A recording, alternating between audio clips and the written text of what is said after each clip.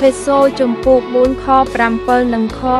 11តែមានព្រះគុណផ្ដល់មកយើងរាល់គ្នារៀងរាល់ខ្លួនតាមផ្នែកអំណោយទាននៃព្រះគ្រីស្ទហើយទ្រង់បានប្រទានឲ្យអ្នកខ្លះបានធ្វើជាសាវកខ្លះជាគ្រូអភិបាល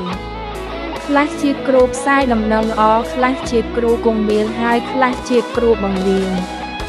ខគម្ពីរប្រចាំថ្ងៃសូមព្រះប្រទានពរ